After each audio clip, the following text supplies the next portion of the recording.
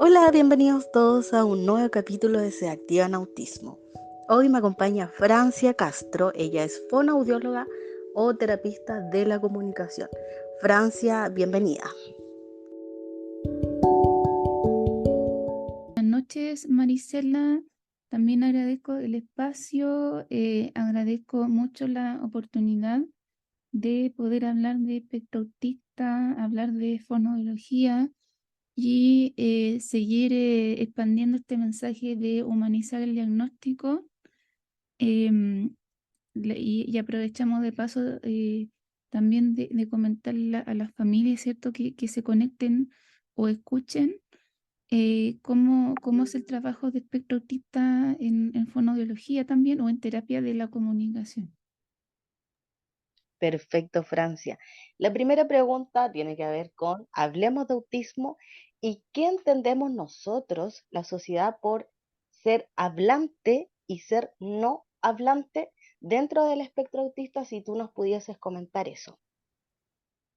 Bueno, esto de ser hablante o no hablante, de hablar o no hablar, de por sí es algo súper, no sé si decir discutible, pero pensando en que las mismas investigaciones no se han puesto de acuerdo respecto a cómo se define el habla.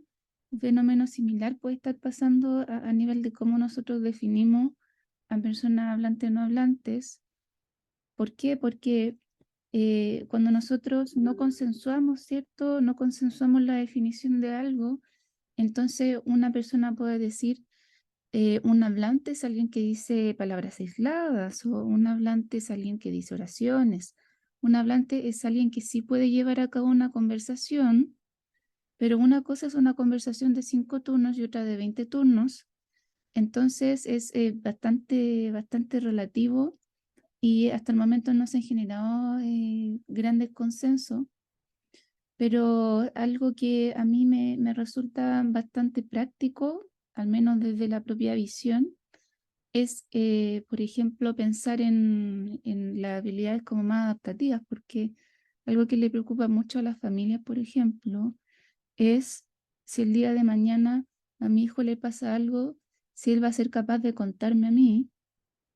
Y pienso que eso puede asociarse con la funcionalidad, ¿cierto? Con un habla funcional o que estamos satisfaciendo esa necesidad básica. Me gusta esa propuesta, me parece muy cómoda, me parece muy práctica y muy necesaria, porque es algo que genera mucha ansiedad e incertidumbre en los padres o los cuidadores, pero no es algo que esté consensuado, no es algo oficial, pero es algo que tratamos de conversar ahí con la familia. Perfecto, Francia. La próxima pregunta es, ¿cuál es el rol del fonoaudiólogo dentro del espectro autista? Nosotros sabemos, los padres, los cuidadores también, que cuando nuestros hijos son diagnosticados, dicen, bueno, lo tiene que atender un equipo multidisciplinario y entre ellos está el fonoaudiólogo. Si nos pudieses decir cuál es el rol principal del fonoaudiólogo. Bueno, algo que es característico del espectro autista son las dificultades en la comunicación, ¿verdad?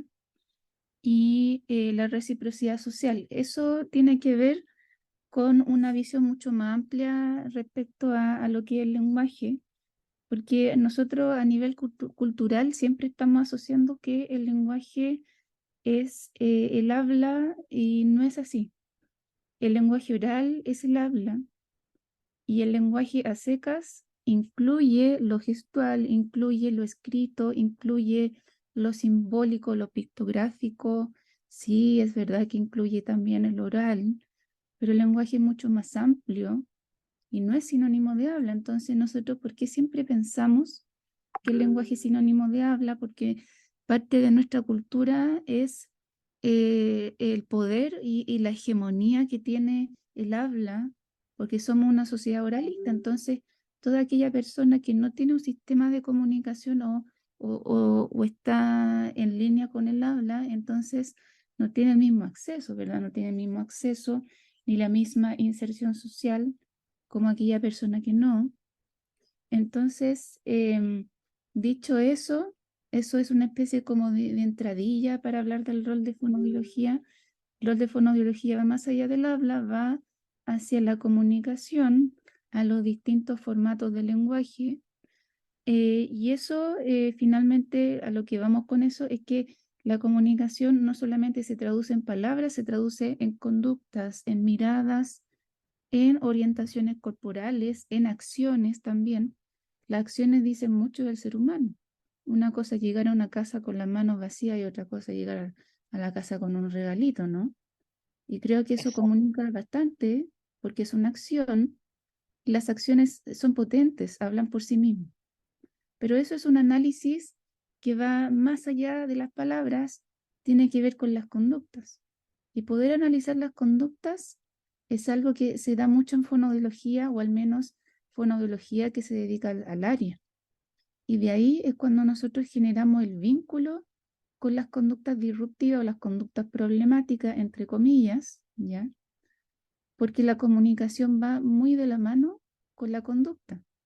Y muchas veces la aparición de las conductas disruptivas tiene un origen en la comunicación, porque finalmente cuando yo le pego al otro, yo estoy comunicando algo y ese algo es a lo mejor déjame tranquilo.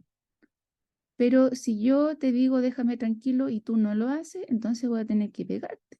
Y parece que pegándote, ahí recién tú me dejas tranquilo.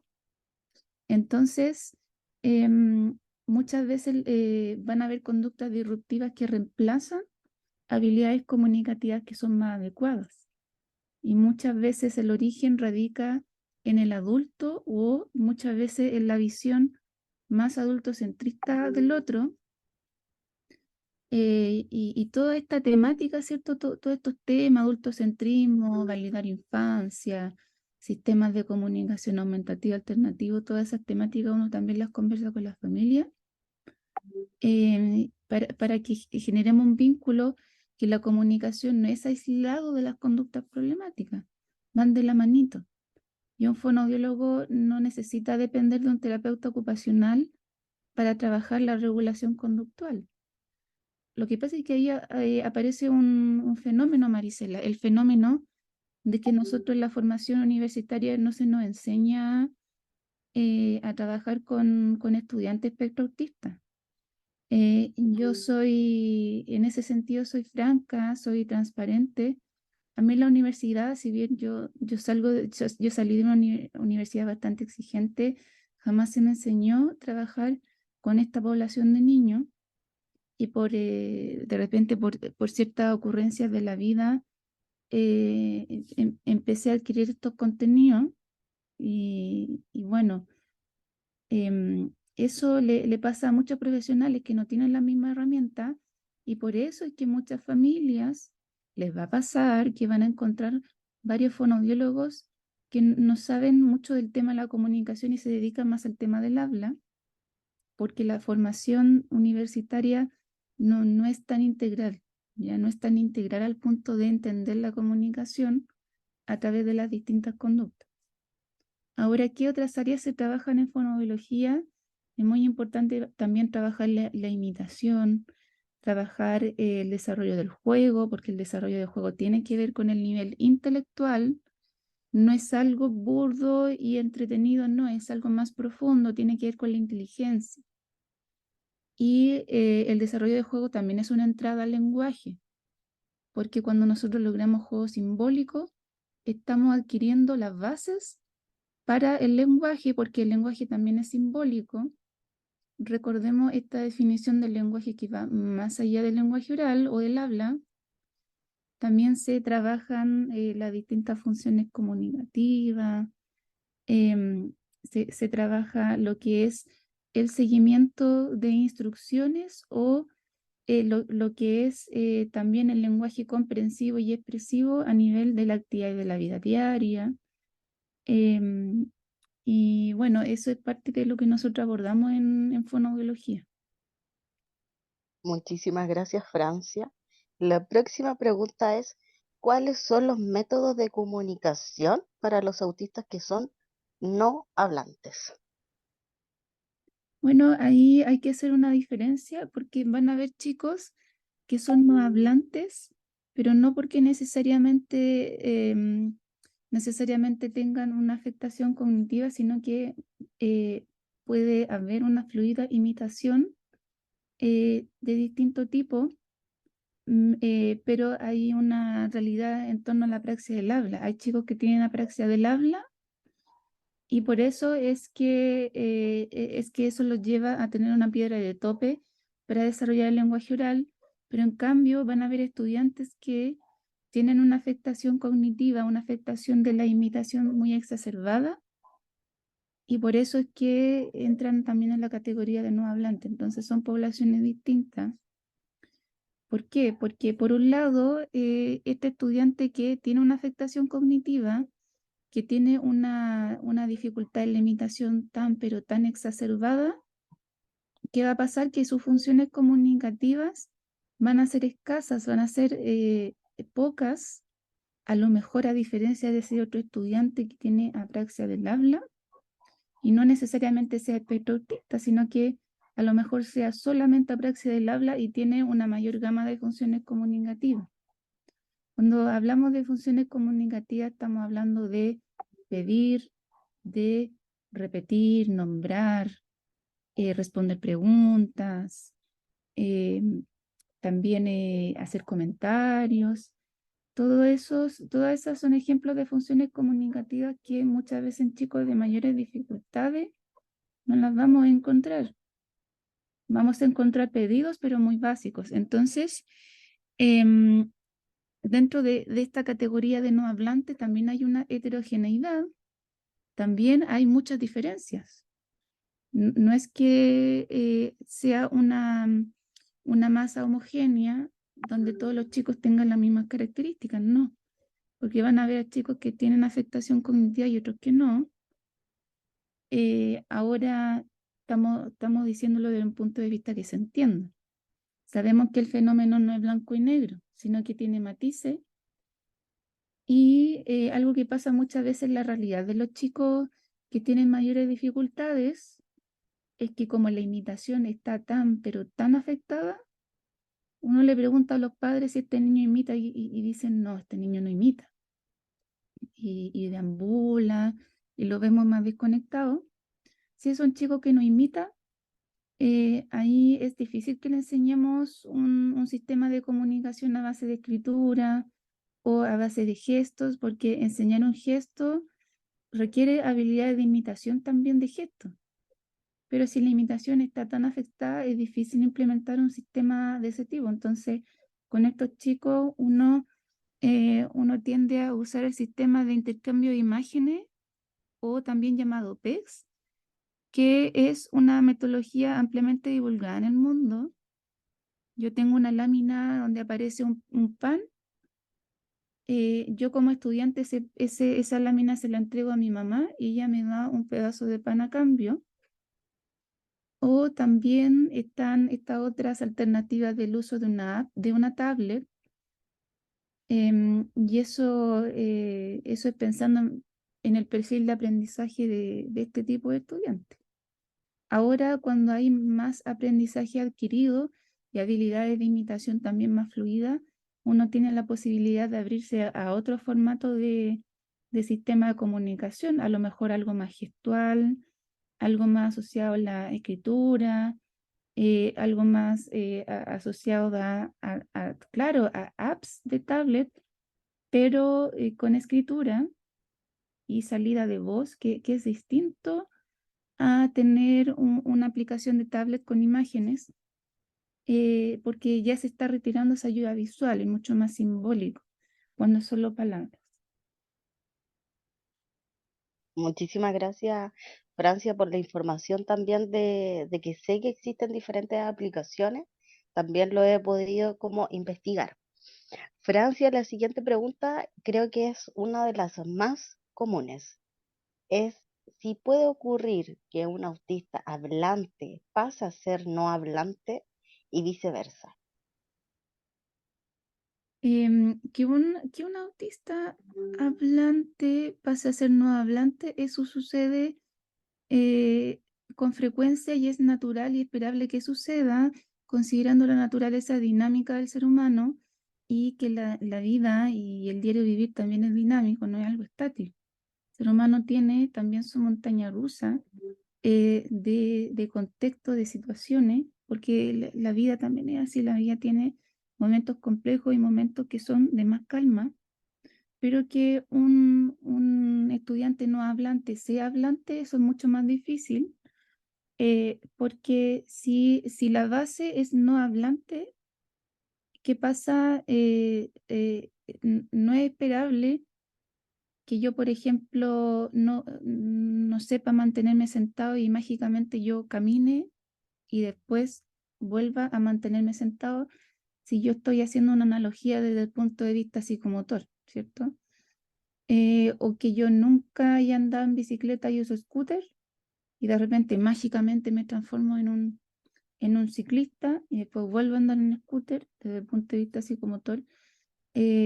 Claro, ahí hay, en el fondo, no está esa base que me permita em, saltar hacia un avance, pero sí puede ser al revés. Si yo tengo un camino ya trazado, sí podría devolverme. A diferencia de un autista no hablante, no está ese camino trazado hacia las habilidades que son más orales. Ahora, ¿en qué contextos un autista hablante puede ser no hablante? Muchas veces ante situaciones de alta carga mental o alta saturación, y esas saturaciones pueden ser tanto sensoriales como de otra naturaleza.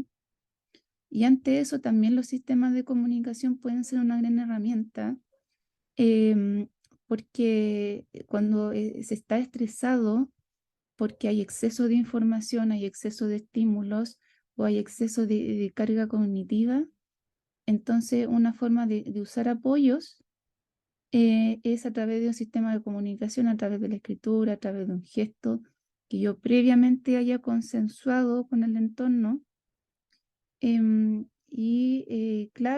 Claro, es una realidad que pasa en espectro autista porque hay una apertura a los sentidos muy distinta, ¿cierto? Al resto de las personas.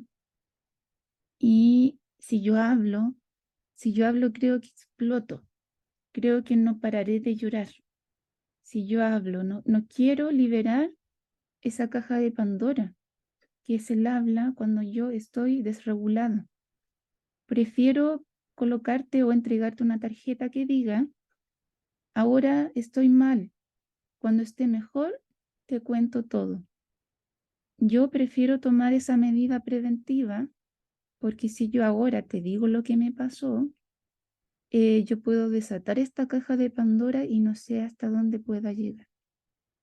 Eso es parte de situaciones difíciles que pasan en el espectro autista, y que muchas veces hay un apoyo muy necesario es tener sistemas de comunicación.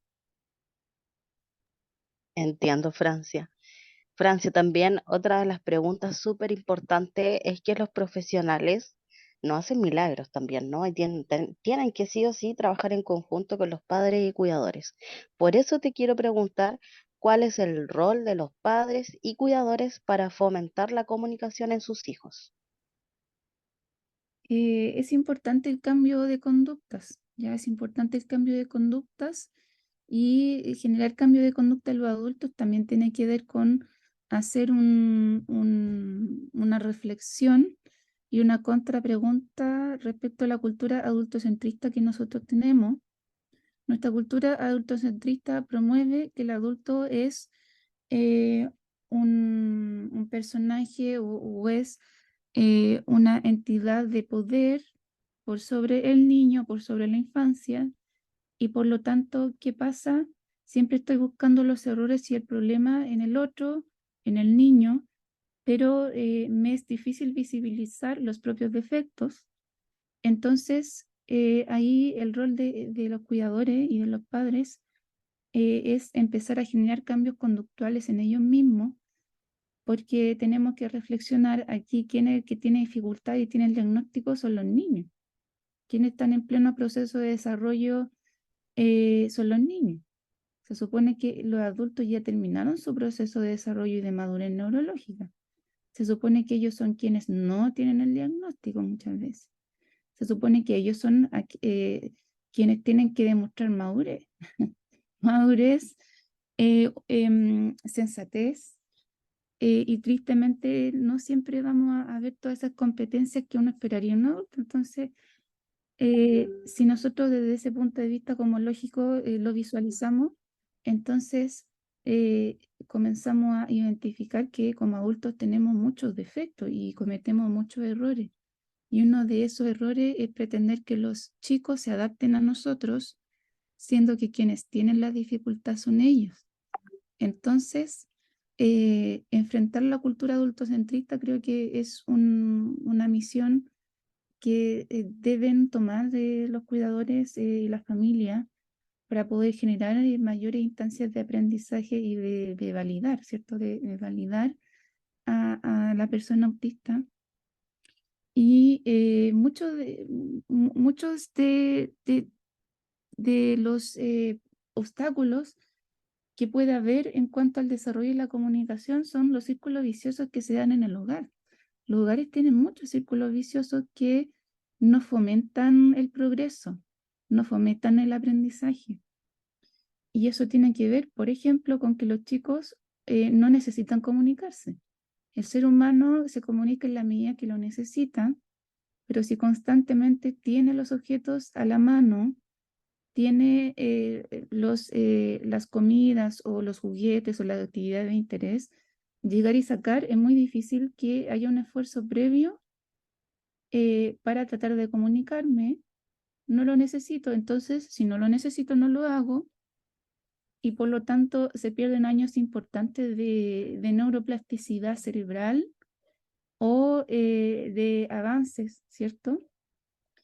Y ese cambio lo genera el adulto, no es un cambio que tenga que generar el niño, porque ¿quién es el que deja los objetos a la mano? Es el adulto. El adulto es quien domina ese entorno.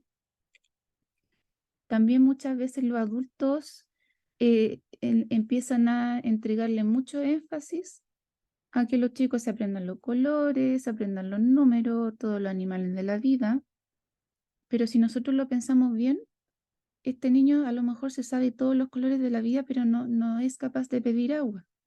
Y pedir agua es una habilidad funcional, es una habilidad básica que un chico neurotípico ya tiene desde muy temprano. Entonces, tenemos que priorizar qué es lo más importante, la autonomía es importante. Parte de la autonomía es poder pedir agua de una forma adaptativa y eso le cuesta ver a la familia. ¿Y por qué le cuesta ver eso? Muchas veces detrás de esa conducta también hay una negación, porque yo solamente estoy hablando de las fortalezas de mi hijo, pero no me gusta hablar de sus debilidades.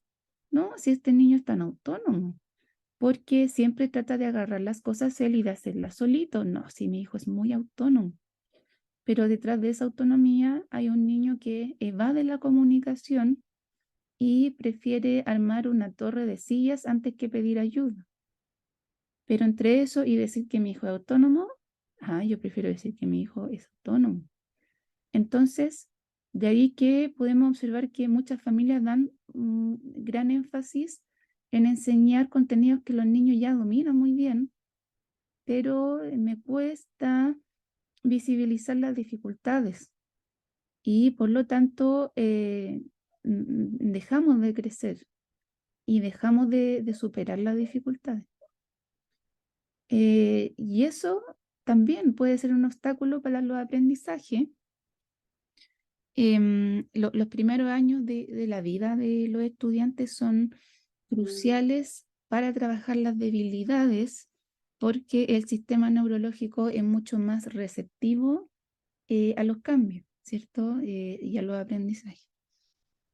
También se puede contar como un deber de los cuidadores de la familia informarse acerca de este diagnóstico, empoderarse también, buscar respuestas y en la medida que se vayan educando también conocer sus derechos, por ejemplo, el derecho a una evaluación inicial.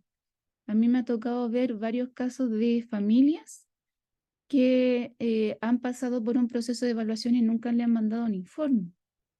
Y uno dice, pero esto no es posible, no es posible. Si la universidad no, se nos enseña a entregar un informe de evaluación. Pero aún así sigue pasando. Entonces, claro, hay de parte del profesional debe haber un rol de informar a la familia, pero no vamos a tapar el sol con un dedo. Muchos profesionales no informan a la familia porque tampoco es tan conveniente que las familias se empoderen tanto. Y de ahí que también hay una responsabilidad muy grande de esa familia de poder abrirse camino, de poder informarse, conocer también sus derechos, su derecho a un informe, ¿cierto? A que le expliquen de qué se trata la terapia, a que los objetivos sean consensuados, a capacitarse también, empezar a integrar a la familia adentro de la sesión, porque finalmente yo en la medida que replico las actividades, este niño o este hijo va a progresar durante la semana. 1 hora a la semana no genera cambios, pero sí los cambios conductuales de los adultos, eso genera grandes cambios. Es importante lo que nos comenta Francia, es importante también el trabajo colectivo. Los padres se deben involucrar también en las terapias y lo que indiquen los profesionales. Como tú indicas, las terapias no son milagrosas. Si el niño asiste una sesión semanal, ya sea con la fonoaudióloga o terapeuta ocupacional en la casa, debemos reforzar también lo que se realiza en terapia. Es importante que los padres y los cuidadores también entiendan eso. Francia, te entregaré 2 casos puntuales de diferentes edades para que las personas puedan comprender un poco y poder ayudarlos también. El primer caso es Martín, tiene 8 años, presenta colalia, repite todas las frases que escucha tal vez de los monitos animados en YouTube o de alguna película que le guste y lo repite una y otra vez. ¿Cómo le puede ayudar esa madre, ese padre o la persona que está al cuidado de ese niño que está dentro del espectro autista? Bueno, ahí es algo que puede ser muy útil, es ver más allá del habla y enfocarse en lo que es la comunicación. Porque ¿qué pasa si nosotros estamos posicionándonos desde el punto de vista del habla? Yo solamente voy a pensar en que el niño hace colalias y que no es tan funcional a lo mejor lo que él dice, y voy a tratar de buscar que él diga otras frases y voy a hacerlo repetir, pero el problema de eso es que también se vuelve adulto dependiente. Entonces, ¿cómo podemos ir más allá del habla pensando en la conducta de este chico? Ahí sería muy importante evaluar qué conductas comunicativas tiene este niño, porque si este niño sabe señalar, si este niño sabe generar gestos de mayor diversidad, entonces eso complementa su comunicación, que me imagino que igual debe ser una comunicación afectada, porque un chico que repita todo el tiempo diálogos, me imagino que tampoco es un estudiante que esté muy abierto al intercambio de roles, de conversaciones, de comentarios.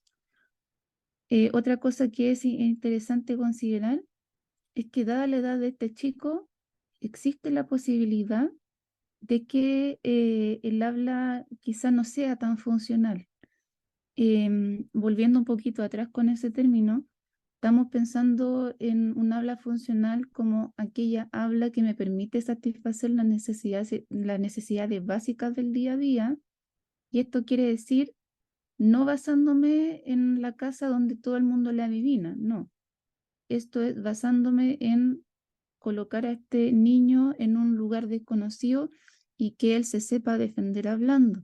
Lo más probable es que este chico, si lo sacamos de la casa, no se sepa defender hablando, quizás diga colalias que yo no sé hasta qué punto el resto de las personas puede entender y no estaría cumpliendo la función el habla, entonces no sería algo tan adaptativo. Y cuando está esa realidad de que el habla no es tan adaptativa, entonces tenemos que complementarlo con un sistema de comunicación. Un sistema de comunicación que puede ser a base de lámina, que puede ser a base de una tablet, que puede ser a base de la escritura siempre y cuando el chico tenga la posibilidad de aprenderla, y eso que también lo vayamos complementando con el señalar, porque a veces hay que ser realista, a veces se nos queda el tablet, que se perdió el tablet, se perdieron las láminas, se perdió el lápiz, todo se perdió. Y ahí, ante eso, ¿qué nos puede salvar de los líos? Las manos, y las manos pueden señalar, pueden hacer gestos, en fin, porque el habla de este estudiante no es confiable, ese es el problema. Como no es confiable, entonces no es tan adaptativo.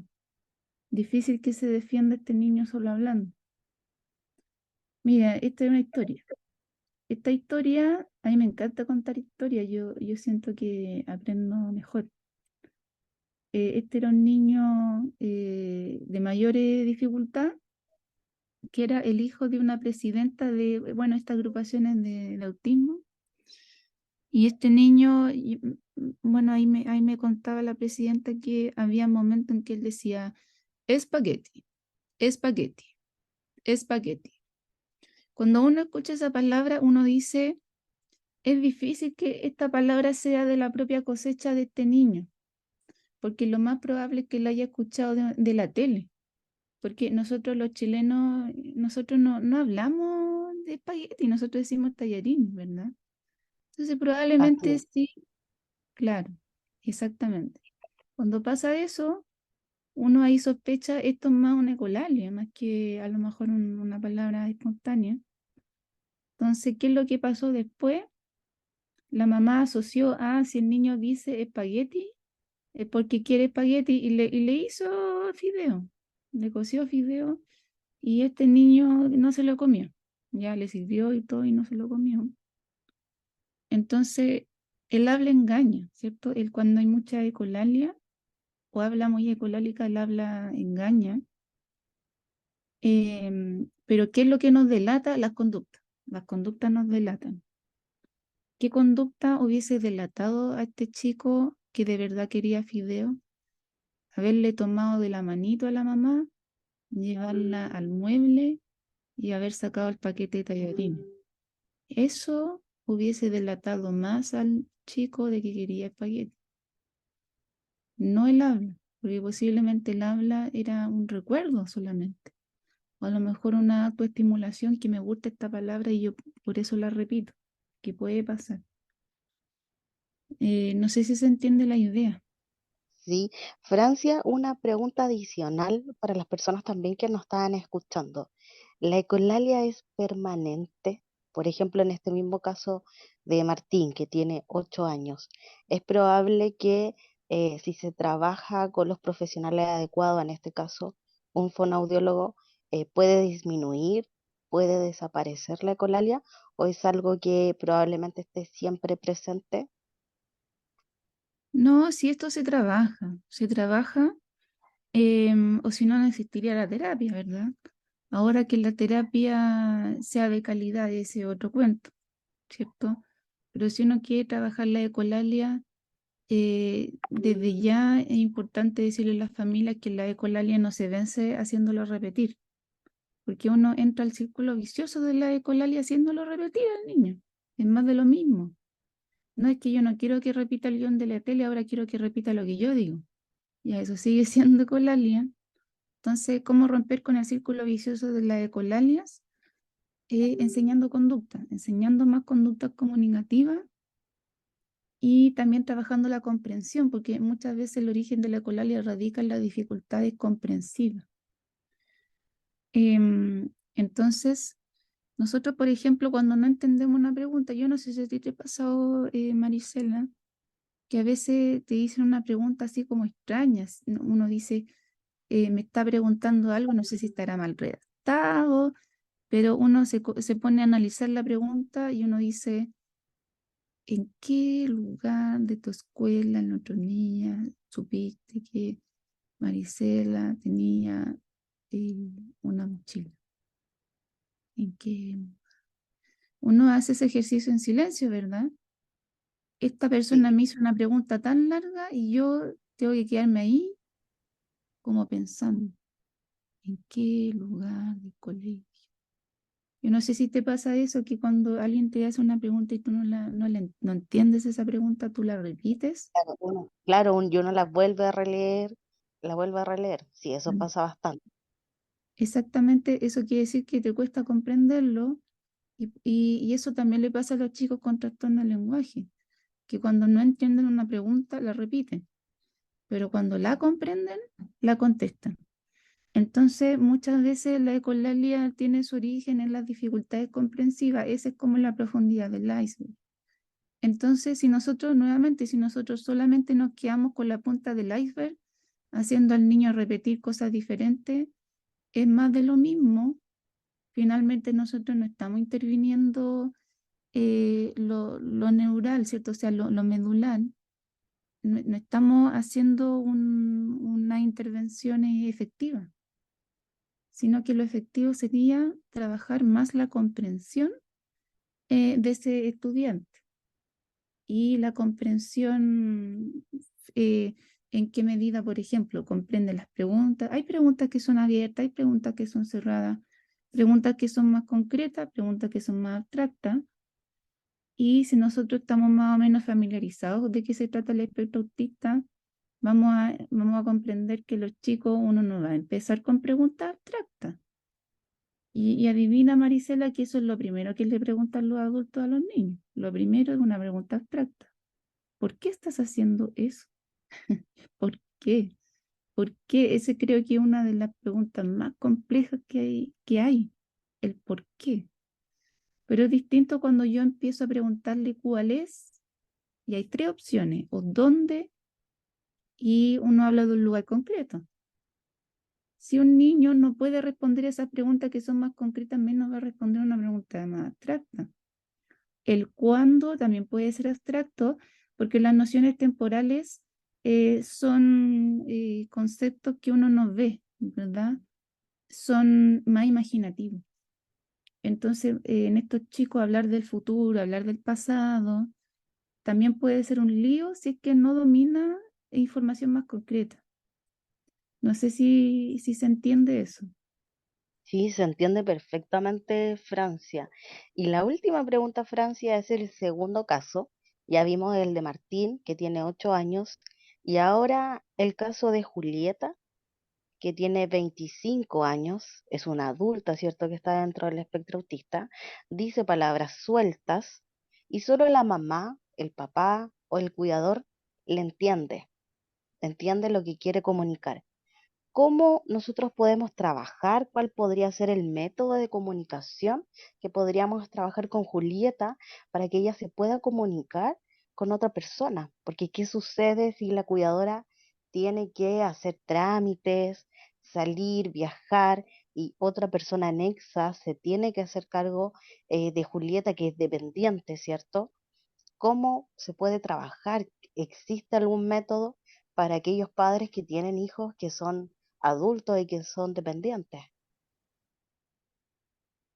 Bueno, lo que yo he experimentado es que a veces cuando suceden estas situaciones, chicos con muchas dificultades, como que los cuidadores te perfean, como se dice en Chile.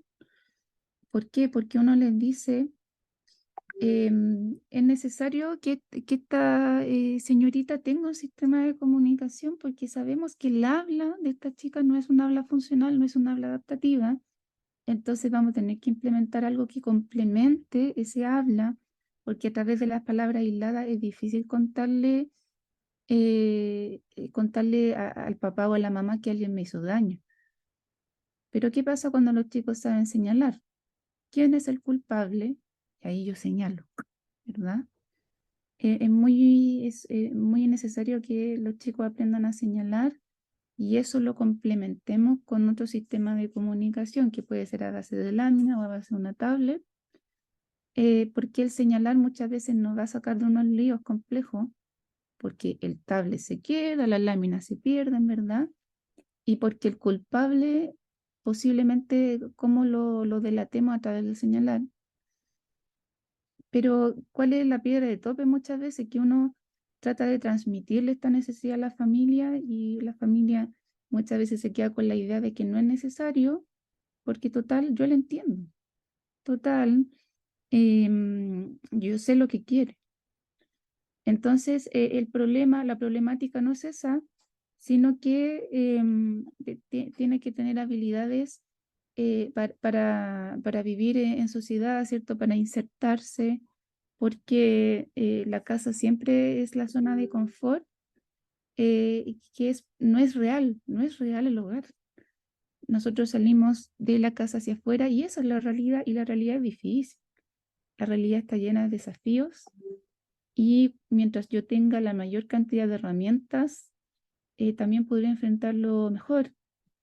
Entonces, creo que esa es una de las barreras más importantes al momento de trabajar estos casos, es darle a entender a la familia qué es lo que hay que trabajar. Eh, Incluso más que el trabajo en sí mismo, es una barrera tratar de estar convenciéndole a los padres la importancia de un sistema de comunicación, la importancia de tener habilidades que salgan de la zona de confort. Entonces, una vez dicho eso, también hay que investigar cuál es la posibilidad de que esta chica tenga conductas disruptivas, porque es altamente probable que dado sus 25 años y solamente esté comunicándose con palabras aisladas, es altamente probable que tenga muchas conductas disruptivas. Porque una persona que vive con un bozal no es una persona que vive muy feliz tampoco. Es una persona que vive con ansiedad, frustración, poca tolerancia a la espera y a la negación, y todos estaríamos, claro, nosotros estaríamos en la misma situación si viviéramos con un bozal. Entonces, sería muy, muy comprensible que sucediera ese fenómeno de que hay conductas disruptivas, pero cuando hay un contexto de conducta disruptiva, es difícil que uno aprenda en verdad, porque el aprendizaje, algo que la base para el aprendizaje es que uno esté abierto al mismo, abierto a aprender. Pero yo eso lo voy a hacer en la medida que también esté regulado y esté tranquilo. Pero si yo estoy a flor de piel, la bomba, es muy difícil que yo haga un esfuerzo por aprender. Em, yo les comento a los papás, cuando usted tuvo un día malo en el trabajo, usted no quiere ver a nadie, solamente quiere llegar y acostarse. No quiere hablar con nadie, conversar con nadie, mirarle la cara a nadie. Y en esas situaciones es difícil que usted aprenda, porque cuando uno trata de aprender, lo que más tiene que hacer es interactuar con un otro. Entonces, habría que ver si es que existe, habría que primero abordar ese tema y después hacer el trabajo propiamente tal. Ahora puede suceder que también el trabajo también vaya de la mano, ¿cierto? Con el tema de conducta disruptiva, porque muchas veces los chicos, ¿por qué quitan las cosas? Porque tampoco saben pedirlas. Y como nunca le hemos enseñado habilidades de pedido, entonces por eso replican, ¿cierto? El quitar. Así que claro, perfectamente también podemos trabajar de la manito con la comunicación, la conducta disruptiva. Y en este caso, cuando los chicos, por ejemplo, si yo escucho el caso de una estudiante de 25 años que solamente dice palabras aisladas y que yo asumo que tiene espectro autista, yo pensaría, probablemente esta niña tenga mayores dificultades, una dependencia mayor. Si yo pienso en eso, yo pienso que igual debe ser una persona que puede tener una afectación cognitiva también. Si ese es el caso, entonces las funciones comunicativas que tenga ella deben ser escasas. Por lo tanto, ella debe tener el pedido y a través del pedido vamos a lo mejor conectar con ella. Entonces, el pedido, ahí vamos a tener que hacer una lista de intereses. Si a ella le gusta la galleta, le gusta ver televisión, le gusta a lo mejor el computador, tomar un lápiz, hacer una lista de todos aquellos intereses que me permitan conectar con ella y que ella pueda intentar comunicarse para pedirlos, porque si el televisor está a mano y el control está a mano, no necesita comunicarse, entonces no desarrollamos la habilidad. Entonces vamos a hacer una lista de esos intereses y esa es la oportunidad para entregar un aprendizaje. Y ese aprendizaje tiene que ser frecuente, o sea, es como cuando uno hace ejercicio, uno tiene que hacer ejercicio todos los días y si uno, por ejemplo, las personas que tienen a lo mejor un accidente cerebrovascular y están en terapia, la terapia es intensa, ¿cierto? La terapia intensa, frecuente, ese mismo principio estamos aplicando. Así que ella pida un objeto o una actividad una vez al día tampoco nos sirve. Tiene que ser varias veces en el día, con distintas personas, en distintos lugares, con distintos objetos y actividades. Tiene que ser de esa manera para que el aprendizaje se mantenga, ¿verdad? Y no se pierda. Y muchas veces, ¿qué vamos a observar? Que cuando nosotros comenzamos a dosificar los pedidos, también las conductas disruptivas pueden bajar, porque muchas veces las conductas disruptivas son perpetuadas por los adultos porque los chicos quieren las cosas ahora, ya, ya, ya. Y lo que hace el adulto es entregárselas ahora ya, entonces no está acostumbrado a esperar tampoco. Pero cuando yo se la doy con un poquito de desfase, ahí empezamos a ir saliendo de la zona de confort.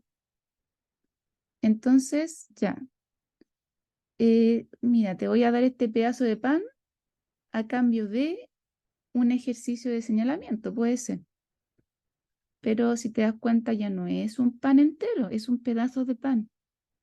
Y cuando nosotros empezamos a cambiar de un pan entero, de un paquete de galletas, a 3 galletas, a 2 galletas, también empieza a haber un cambio de conducta en el estudiante, porque empezamos a desarrollar la tolerancia a la frustración y a desarrollar la paciencia, la dosis. Pero eso es un trabajo que también tiene que hacer el adulto, ¿me entiendes? Sí, te entiendo muy bien, Francia. Bueno, esa era la pregunta, esa era la entrevista. Te quiero agradecer por haber aceptado que te entrevistara. De verdad, muchísimas, muchísimas gracias. Pero antes de despedirnos, te quería preguntar cuáles son tus redes sociales, cómo se puede comunicar algunos padres, cuidadores u otros profesionales que quieran tomar contacto contigo. Bueno, pueden visitar mi canal de YouTube. Mi canal de YouTube es Francia con Y, Francia Fonoaudiología. También está mi Instagram, que es Francia Fonoaudiología. La página de Facebook, que es Francia Fonoaudiología. Ahí, bueno, en esas plataformas también aparece mi contacto. Bueno, si a usted le interesa alguna atención, yo los días lunes atiendo en una fundación en Estación Central. Ustedes me escriben por interno y se puede coordinar. Y también durante la semana realizo varias asesorías online. Si es que a usted le interesa tener más herramientas sobre cómo abordar a estos chicos con mayores o menores dificultades, qué cambios ustedes deben generar en sus conductas para propiciar ciertos los avances y que ustedes se puedan informar de una forma amable, porque muchas veces nosotros no tenemos la posibilidad de tener profesionales que nos expliquen bien o nos expliquen de una forma que nosotros entendamos. Entonces, eh, esa posibilidad yo igual la ofrezco a las personas que me escriben.